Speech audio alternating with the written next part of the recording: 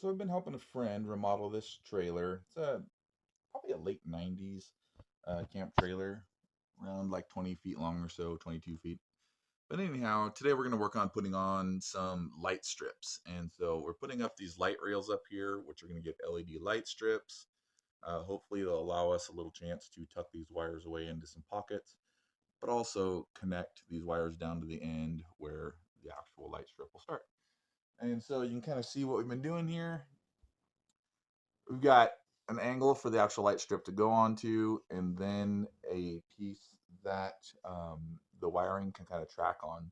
And then we're going to have a little 1x2 upright that will go up here and get to within about a ½ inch of the ceiling, so the light just shines out onto the ceiling, but you don't see the light strip itself.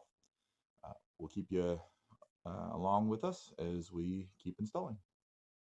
So the next piece I'm going to install is going to be this piece right here, and it's going to bridge this gap, so I'll have to fill it in with some trim after the fact. But I'll screw it on and show you.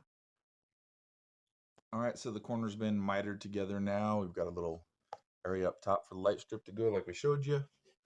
Bringing it up to our next mitered corner now. We'll bring it around and dead end into that dark wall over there.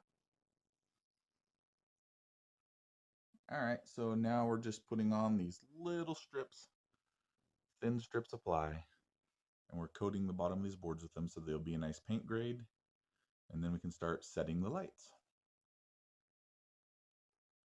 All right, so we got the lights working. I have them connected into this little power source coming out of the wall. These wires coming out right here used to be for under cabinet lighting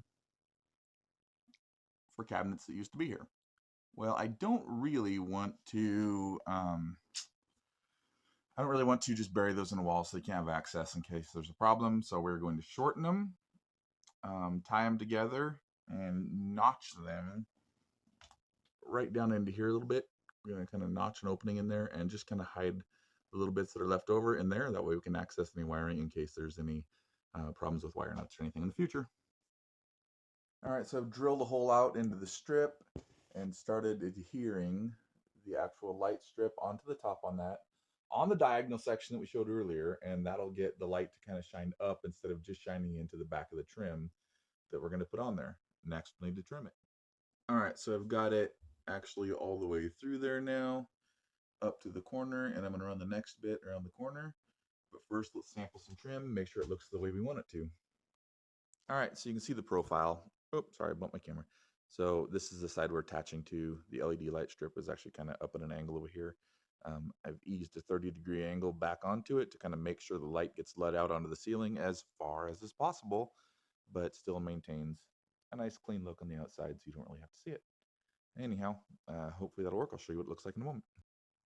All right, so got most of that done. A little piece of trim up in the end up there, but it's done all the way around to the edge of the bed.